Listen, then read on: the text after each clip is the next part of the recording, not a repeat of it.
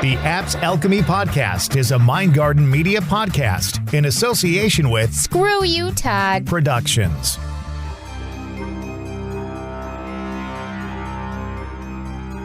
This is the Apps Alchemy podcast with Damon, Sue, and Amy Lynn. They'll take a deep dive into the world of the paranormal, cryptids, the occult, and more.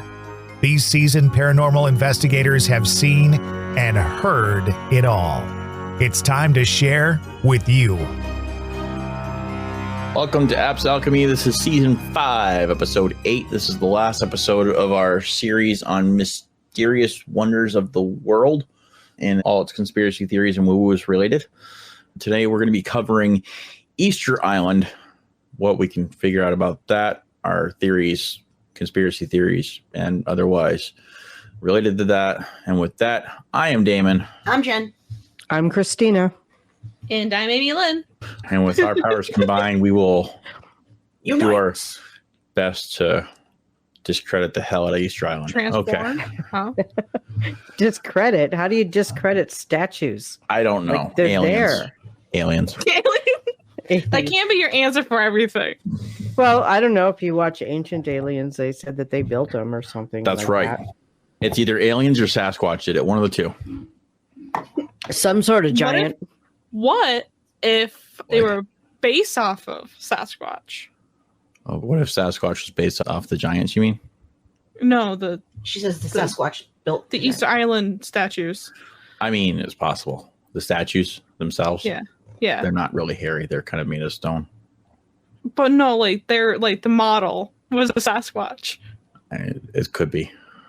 Anyways, That's okay. my 5th grade social studies teacher. It looks like the statue from Night at the Museum. Dum Dum wants gum gum. Yep. It does. I think that was the premise of the inspiration of. Why I gotta spoil it, Amy Lynn? Okay. I'm just, flipping through here, and I'm just saying field trip, road trip, whatever. Machu Picchu and Easter Island, all-inclusive luxury tours. Woohoo! Really? Okay. Yeah. Well, I guess some of us need to get our passports then. Yeah, I guess some of you do. Alrighty then. Road trip! All right. I'll let you know if I can do handling flights after January. She may be stuck down in Florida. In that case, we can just meet her there and then go the rest of the way. All right. Then send her on a slow boat back to the port of Ogdensburg. And we can pick her up there. There you go. So rude. Okay, so what I'm reading here, it says Easter Island is a Chilean dependency and a special territory of Chile. It is a Polynesian island in the eastern Pacific Ocean. It is very isolated, lying more than 2,000 miles off the Chilean coast and the nearest other island. It is known for its giant stone statues called the Moai, carved by its earliest inhabitants, and is a UNESCO World Heritage Site. So it says here that, okay, so you said it was a special territory of Chile in the southeastern Pacific Ocean at the southernmost point of the Polynesian Triangle. Yes. In Oceania. So does that mean Another that triangle. Is it like the Bermuda Triangle? Possibly. Is it yet another portal? I Maybe think at this point, is where it's another triangular shaped object, hold like on. the triangular swamp or the triangular part in Skinwalker Ranch. Okay. Maybe, hear me out. Maybe what was the landscape at Roanoke? Because maybe from the Roanoke episode we did and they all just disappeared. Maybe they went up here. Wow. Look, it's a reach, but I'm going there, okay? That is definitely a reach. Wow, Bing is typing way faster than I can read. All right. Okay, so I have been, because I had a thought that process, because we talked about Stonehenge. When we were talking about Stonehenge a couple episodes ago, we brought up Easter Island. I think it was the first episode of this series. Yeah. Actually. Yep. Funny enough, look for all the way around. And I just wanted to know where they were positioned comparatively. It's on opposite sides of the world. I know where you're going with this because I've seen enough of those memes where the heads of Easter Island statues are on one side of the earth and the feet / toes or Stonehenge. I wasn't thinking that. I feel like you're stretching further than I'm stretching with the whole triangular shaped swamp / landmark features. I wasn't thinking that, but that's really funny. Her subconscious was thinking it though. Might have. But if it's a portal, could it also be like, is there like some way of it connecting? Like if Stonehenge was also like, because we suspected it could be a portal of some sort, could it have some sort of like portal connection? Okay, I'm going to go out on a limb here. I'm wondering where the ley lines are. We'll just go with that. We'll leave that to our faithful listeners to do the research. And I know there's at least one listener I can think of right now that would literally do the research to figure out if the ley lines meet or intersect anywhere between Stonehenge and Easter Island. Yeah, I'm on it. I wasn't talking about you. We have a couple former members who listen to this podcast religiously, and I'll bet you 10 to 1 I'll get a message from them shortly after this airs going yes or no. So you know who you are. I'm leaving it to you. All right. It's a World Heritage Site. How big is the island? It's as much of the island is protected with the national park. So that's about. It's only 63 square miles. Yeah. Yeah, It's not New very York's big. bigger than that. Mm-hmm. very tiny island. You could fit like 12 of them in Texas. It'd be a whole another country. Yeah, Well, and it's you- pretty small. Yeah, And I mean, what was 63 the- square miles. I mean, shit, you could fit that inside the Adriatic Park. Yep. And it stated that the people who created it were part of the early Rapa Nui people, and they're the ones who created the Moai. I think is how it's pronounced. I could Yeah. butcher that. I'm sorry if Yeah. I put it. No, you said it right. You said it the right. Moai. But it's interesting. Like, it's very far off. Like, it's like in the middle of the ocean. Yeah, and it's a volcanic island. Yeah, I'm noticing. I'm looking at the topography there, and I'm noticing it. Just Yeah, like there's a the big volcano there. the northernmost peak of this triangular shaped island, mind you. It's triangular island in the Polynesian Triangle. We're getting somewhere. See. Wait, actually, With a volcano. With a volcano. The volcano. Yes. Maybe it's the fires of Honestly, Mordor. You never know. And I think like you have all four elements there because your volcano is molten earth and fire. You have water surrounding all its edges. Of course, it's surrounded by air and it's basically earth. So Are you saying that's the home of Captain Planet? I don't know. I'm just saying. Or is that what you're saying? Earth, wind, air, and fire, with our powers combined, it makes Captain Planet. Is that what you're trying to tell me? I don't know at this point. Okay.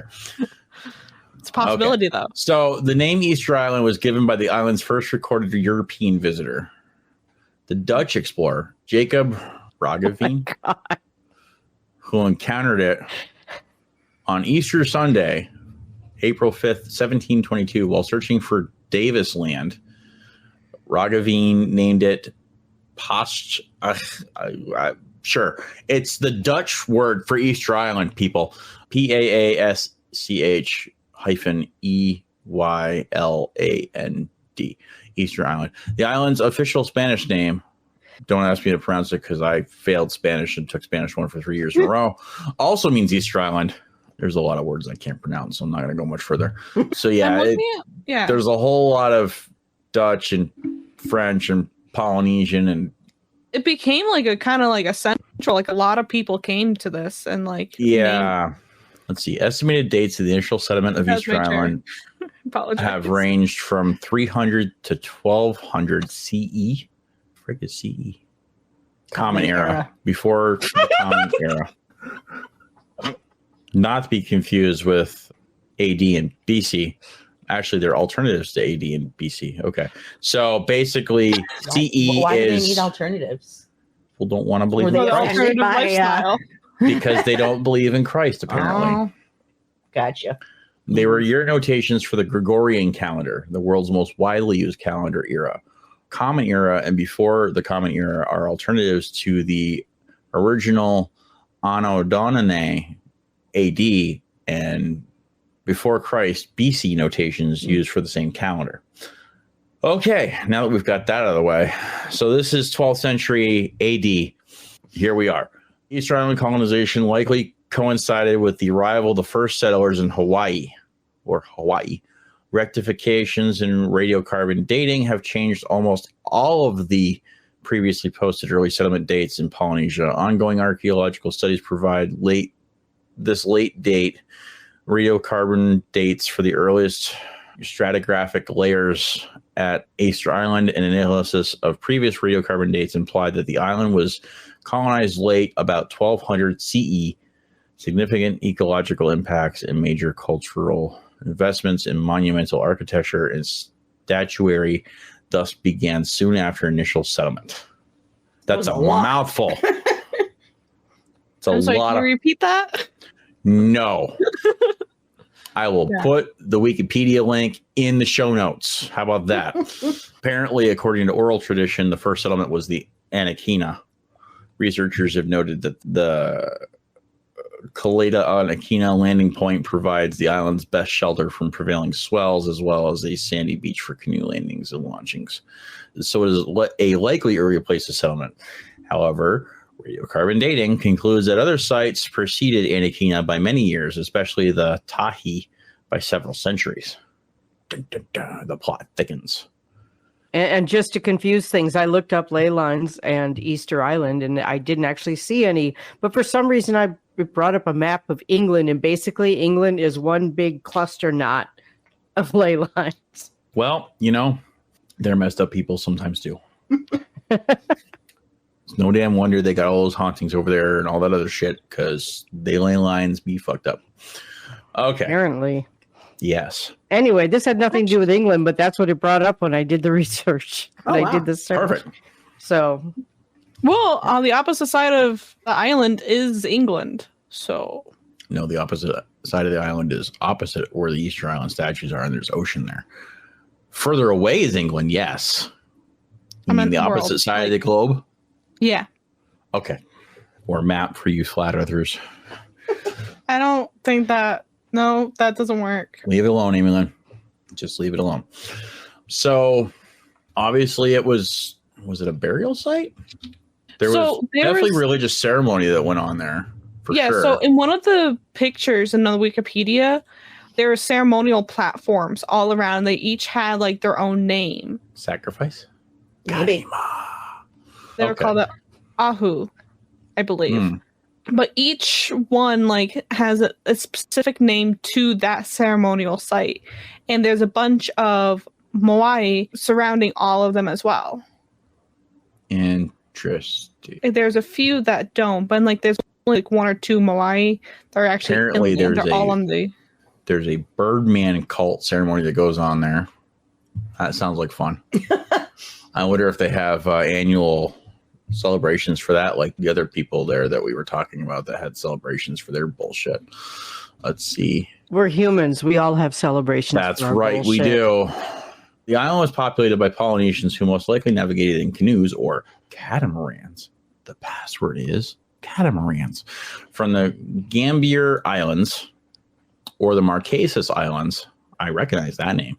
According to some theories, such as the Polynesia diaspora theory, there is a possibility that early Polynesian settlers arrived from South America due to their remarkable sea navigation abilities.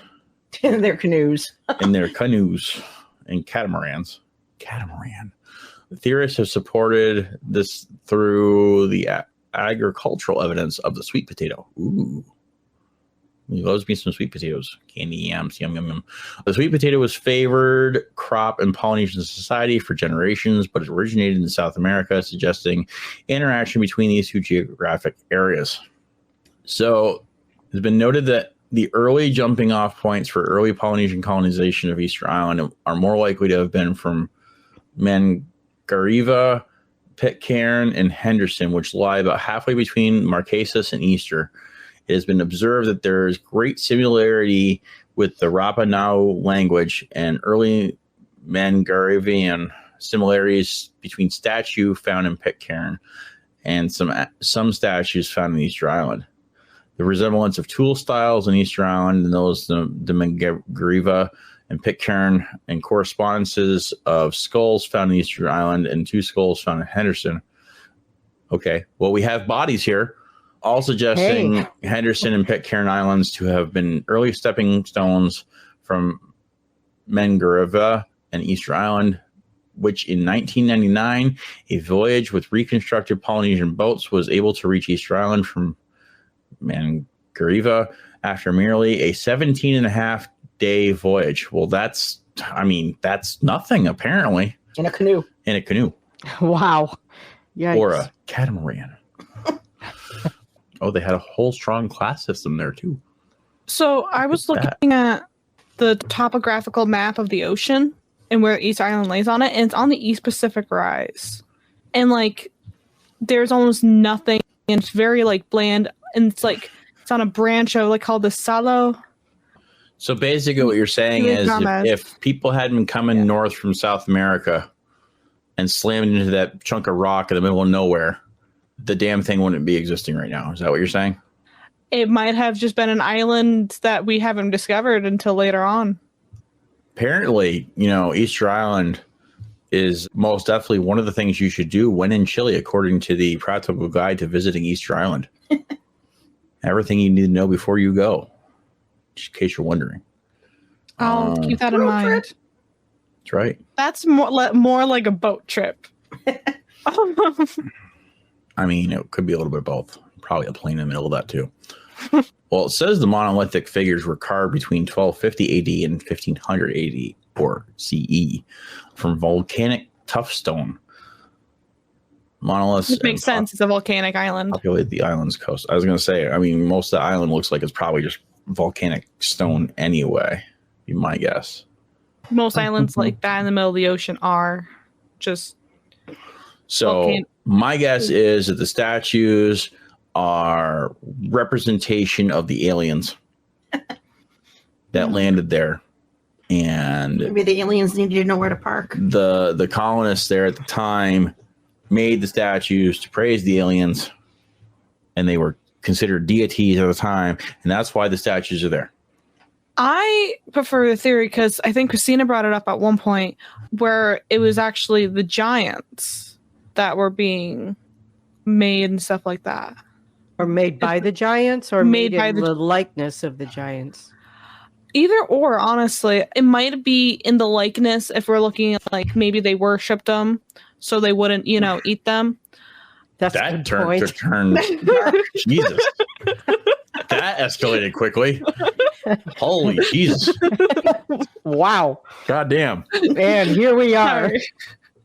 They made the statues to worship the giants on Easter Island. And then the giants went over to frickin' Stonehenge and created their sacrifice location there. That's what, okay, got it. All right. Because the giants brought the rocks for Stonehenge from somewhere, and that, yeah.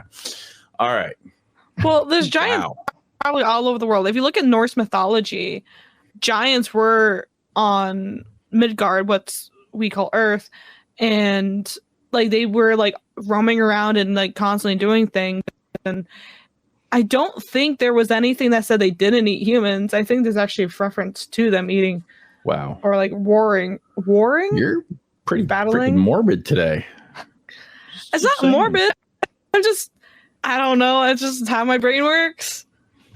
To be fair, I mean, like if you also look like that was like a lot of things. Standings right now in the NFL either. So I mean, there's that. Oh my god. This is my life, people. I'm so sorry. But look at like any kind of civilization that was like having ceremonial platforms and rituals. A lot of them had sacrifices to prevent like starvation, death. My theory is aliens. That's where I'm going with. I'm likely to agree with you. See? On that. Yeah. It's gonna be and both. The statues are the representation thereof of the alien type species. Were the aliens God. Giant looking creatures? So we could both be right. Or are they small furry green creatures from Alpha Centauri? No. Maybe they're the Ood. Huh? I'm just saying. Maybe they're the Ood. Oh, maybe. Could be. I'm just saying. Could Clearly, be Amy Lynn has never read anything from Douglas Adams. Apparently not. No, here's the thing. I do know what you're talking about when you said the Ood, and I'm just sitting here. It's like, this is where my life is at this moment. Yes, but the small green furry creatures from Alpha Centauri are real. Just remember that. Okay. If that's what you want to believe, then that you can believe that. They are. They came shortly after the coming of the Great White Handkerchief. That's true. I read that somewhere. It's Douglas Adams writes about it in his books, The Hitchhiker's Guide to the Galaxy. Oh. There's your shameless plug for the day. Get yourself a copy of the Ultimate Hitchhiker's Guide and read it. It's great. All right.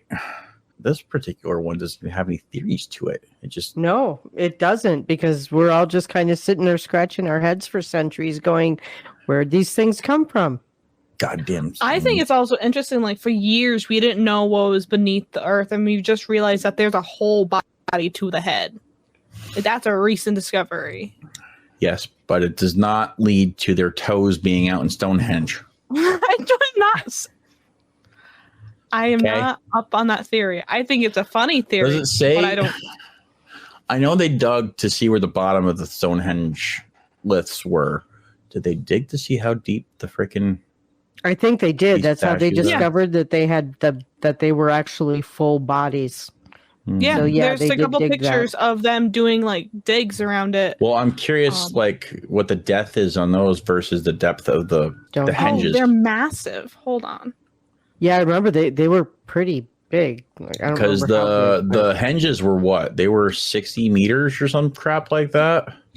They were ginormous. Between 10 and 12 metric tons, roughly 13 feet in height. Range between 8 feet and unfinished example, or 70 feet. 70 feet. Wow. Yeah. Is that for Stonehenge or the Easter Island? The Moai figures. The Moai figures. Yeah. Okay. So that's Easter Island. Actually, touching the Moai is actually forbidden if you go visit because it has great There's religious big signs saying no touchy. Yep. They're 13 feet high. The henges are 13 feet high, weighing 25 tons, topped by connecting horizontal stones. So I don't see any similarities. Well, no, the average height is roughly 13 feet. For the Easter Island statues? Yeah. And the unfinished example over 70 feet high. I'm guessing that's so how, 13 feet above ground, right? Yes, 13 feet above ground. Okay. Well, the henges are 13 feet top to bottom. That's including below. That's the entirety of the henge, not just what's above ground. Yeah. And they're 7 feet wide. I mean, 13 is popping between the two. Yeah. I think that's the only coincidence we have. They're a little bit lighter. Is there an overhead view of... So I'm looking at those statues from Easter Island are all over the damn island. It's not just in one location. Yeah. Right. Yeah, they're all the way around the island. Like they're guardians of the island. Yeah, they're like gargoyles for the island. Yeah. And they vary in size if you look at it too. Cartoon. Like some of them are smaller than others. I was like, I'm looking at the overhead view of Stonehenge and I'm like, okay, is there any like resemblance? But there's not. Because some of them are definitely more than 13. Yeah, these things are all the way around the perimeter of the island, and they're all facing outward, correct? Yes, they all face out towards the ocean. Yep. They must be guardians. There's more than one volcano on Easter Island, too. I didn't realize that. I thought it was just the one. There's more than 1, 2, 3. Yeah, the 3 points. 2. Yeah, there's... Wow.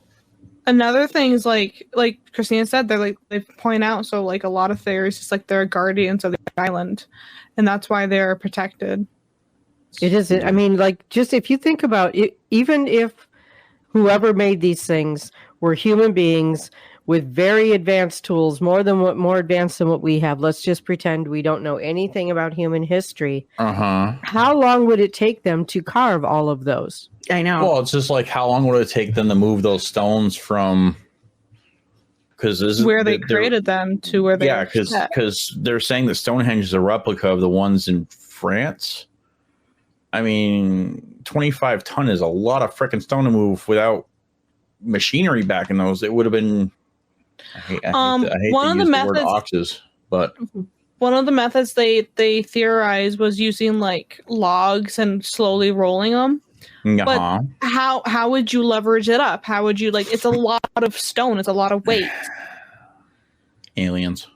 Going with aliens. Here's another theory. I'm just going to throw this out there in the middle of this whole cluster. What if our entire human history doesn't even exist and it was just implanted on us as we're walking around in this matrix? But, all of this other stuff was already here when we landed on the planet and we didn't know that was all here. Great. Now my mind's going to explode. Actually, I actually heard this theory before. Does it involve Keanu Reeves No. wearing a trench coat? Well, it might have. That's a different Matrix. Because I would watch Keanu Reeves wearing anything, so. It might have triggered the thought, but that's not where my thought is. Okay. Well, it's not the woman in the red dress program. Just going to put it out there. No. But no, it's not even like, it's not even like the Europeans just kind of accidentally bumped into the damn thing either, because Easter Island isn't even on the east coast of South America. No, it isn't. My whole point in bringing that up, though, is we don't actually know that the people who were on this planet a couple thousand years ago or more didn't have more advanced tools than we think they do. There's no proof of that. Right. And there has been history shown, we were getting up there in science at one point, and then something happened and we lost a lot of I'm using science as a loose term, but technology and advancements were just dropped back all the way into the Stone Age at one point in our history. So could that happen beforehand as well? And we also just lost the technology and the history and the learnings and the memory of all these things. Yeah. Wow. Of the existence of all these things. It's now possible. We're really going down the rabbit hole. Hey, some of these things just don't have an explanation. So let's dive deep. Right. So the notable myths encompassing Easter Island, before we wrap this up. Apparently the Birdman cult is a big thing, was practiced until the 1860s. And there's bird paintings in the cave called Cave of the Men Eaters. Okay, that's interesting. Makemake is an important god. The Aku Aku are guardians of the sacred family caves. So apparently there's a bunch of caves on Easter Island too. It's volcanic. Of course there's caves. Yeah. That's just a geography. Moya Kapakaba, a ghost man of the Hanu Epe, long years. And I'm not even going to try to pronounce that because I'll screw it up anyway. There's apparently a sacred chant to appease the Aku Aku before entering a family cave. And that was the other thing too I'm noticing here is too, there's still not all the statues were totally erected. They were carved on their backs basically and then put into position. That makes sense. So I'm looking at what they're discovering, what they're talking about here, and it shows that there was actually one picture where they were on the ground, still mid construction, so to speak. And they're basically laying on their back, so to speak. And the theory is they use ropes and leverage to rock it forward into position. It says there's a total of 887 monolithic statues that have been inventoried on the island. Although often identified as the Easter Island heads, the statues have torsos, most of them ending at the top of the thighs. A small number of complete figures that kneel on bent knees with their hands over their stomachs. On their laps. Some upright moai have become buried up to their necks by shifting soils. Almost 95% of them were carved from compressed, easily worked, solidified volcanic ash found at a single site. It says the native islanders who carved them used only stone hand chisels, which lie in place all over the quarry. The stone chisels were sharpened by chipping off a new edge when dulled. While many teams worked on different statues at the same time, a single moai took a team of 5 or 6 men approximately a year to complete. Each statue represented the deceased head of lineage. Okay. It says only a quarter of the statues were installed. Nearly half remained in the quarry, and the rest sat elsewhere, presumably on their way to intended locations. The largest moai raised on a platform is known as the Paro. It weighs 82 tons. Or 90 short tons, and is 9.9 meters or 32 feet 5 inches long. Several of the other statues of similar height were transported to Oahu on the north and south coasts. Interesting. So I was looking at what's been happening in Easter Island. There was a lot of plagues and disease that happened on the island, especially when new people come to things like that. So they had a outbreak of smallpox, tuberculosis. There was also last year in early October, there was a huge fire that burned 148 acres of the island and caused irreparable damage to some of the Moai. Uh-oh. And they suspect arson. Bastards. That's a sad story. That is a Yeah. sad story. That But- makes me sad because I haven't seen it yet. They better leave it standing till I Right? get there. All right, people. Well, I think we've done enough theorizing and desecrating the name of Easter Island for one episode. I still say aliens. I still agree with you. That's my theory. And I think giants. Amy Lynn's outnumbered. Maybe they're giant aliens. Maybe giant aliens. just go with you never that. know. And Stonehenge is the landing pad for them. So, with that being said, I hope everybody has a great end of the year, and we'll be back in the new year Yes. with season 6. And So, God help It'll be me. a surprise. The new year better be better than the last year. That's all. yes, God damn it, because I'm so sick of these years being craptastic like the last few years. Yeah. So No more dying celebrities. God damn it. Okay. no more dumb So- kids either. That too. Yes. Yeah. All right, everybody. Have a good night or day or whenever you're listening to this, and we'll see you next time. Bye, guys. Bye. Bye. You can find the Apps Alchemy podcast on any of the platforms that you normally find your podcasts, including YouTube. Be sure to like Apps Alchemy on Facebook to keep up on the latest goings-on, including each week's episode. Check out our website at appsparanormal.org, and you can email us right from there. And find us on Twitter, Instagram, and TikTok under Apps Paranormal. You can also join our Facebook group, Apps Alchemists, for more fun. Apps Alchemists is a safe space to share your thoughts, feelings, ideas, and random inappropriate memes without judgment. And finally, if you're thinking about starting your own podcast and just aren't sure where to start, Mind Garden Media can help with that. Sandy and Todd from Mind Garden Media can guide you every step of the way in your podcasting journey. Editing, producing, and consulting is what they do. Like Mind Garden Media on Facebook or email them at themindgardenmedia@gmail.com.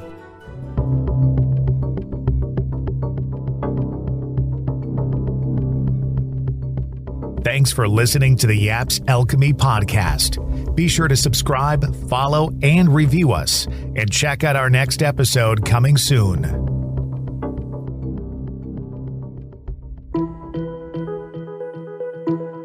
We make podcasting easy. Mind Garden Media can get you going on your very own podcast. With many years in the broadcast and audio industry, Mind Garden Media can edit, fully produce, and provide all the web distribution services.